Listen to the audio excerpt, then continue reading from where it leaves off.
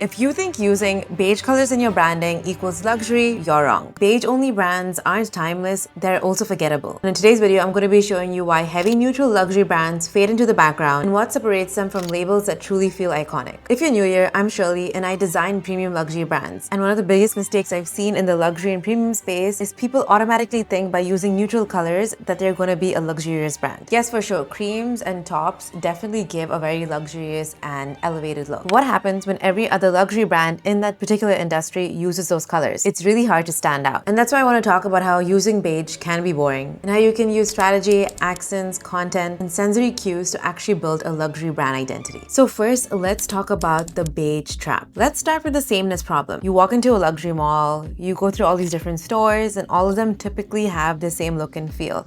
You have those cream tabletops, marble backgrounds, nice chandeliers, all these really nice warm lighting, and then you got creams and beiges and all these soft colors working against each other. It all looks really beautiful and elegant, but the problem is it all looks the same. And just to be clear, this isn't about putting any brand down. It's about just showing a category snapshot. When the entire market blends into one similar aesthetic, even the premium brands risk disappearing. And the crazy thing is, luxury isn't about being bland. It's about being distinct. It's about being unique and standing out from all the other mass-produced brands. I actually use a lot of beiges, tops, creams into the brands I design. There's a very smart way of doing it. And that's why I want to talk about why neutrals still work. Now, I'm not saying that neutrals have no place in a brand. They're calm, versatile, and timeless. And they let the products and services breathe. It gives you breathing room. But if your brand identity just stops there, you're not really being luxurious, you're being lazy. And that's why to overcome this beige problem, it's so important to start with a brand strategy, to figure out what makes you unique and then what cues you can use to make your brand stand out from the other luxury brands. So let's talk about how you can root your brand in strategy. Now, I've also had the times when some people have actually come to me and realized that using beiges and creams can get repeatable and boring and they just want to use an accent color. But again, the problem is they just don't know what color to pick and they'll just pick something random or something that's trending.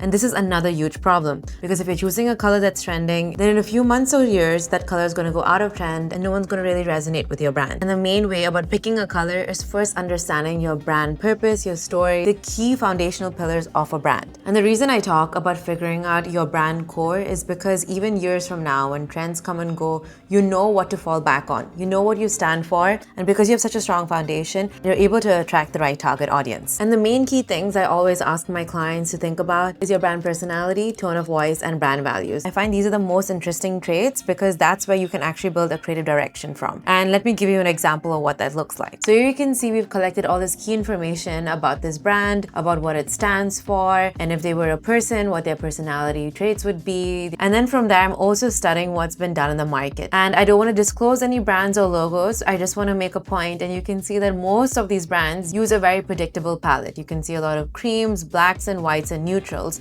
and there's nothing unique that's separating them. And another thing that people don't realize is color takes up the most real estate when it comes to a brand identity. The logo just sits on the top of a website or a small part of the packaging, but the main element that takes over the whole brand is color. So I really believe that color is actually as important as the logo. So now you can see that once we've seen what has been done in the market and also understanding all the human traits of the brand, I propose 2 or 3 creative directions, and I usually break it down in visual tone, in color palettes, in the impact it has on the business, and all of these different things that would make this creative direction unique in their industry. And this is really giving the client the confidence to choose these colors because 1, it's obviously different from what's done in the market, and number 2, it reflects their brand story. This is not just picking a random color now because it's trendy, and then from here the client's able to make a confident choice. Strategy keeps the choice intentional and stops it from being another passing trend. And this is a step that most people skip in their brand. You cannot afford to skip the step if you want to build a long-lasting brand. And if you're a founder or a business owner starting up your own luxury brand or currently in the process of running a luxury brand and you're struggling, it might be because you don't have this foundation set up. So I would really encourage you to work with a professional agency or a designer like myself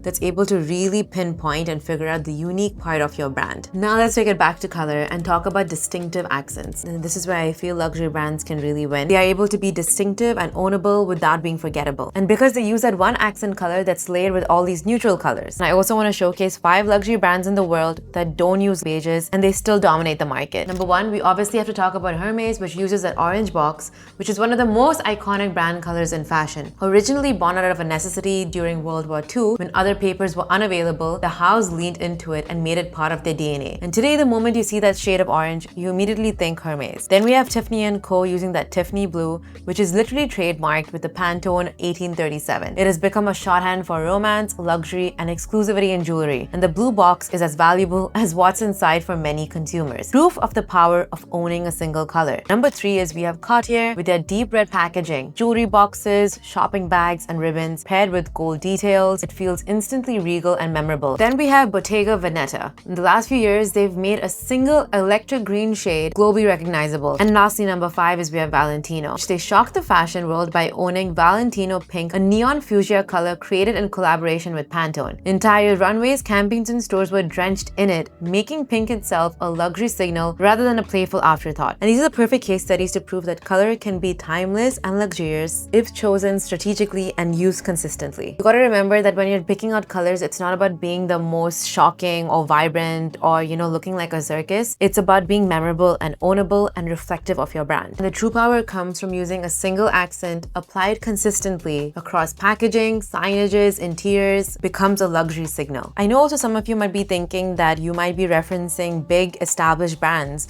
and saying that they only use creams, there's no accent colors, and why are they so successful? We have to remember that these brands have already been established for years or even decades. They've built their mark, they've built their place in the industry.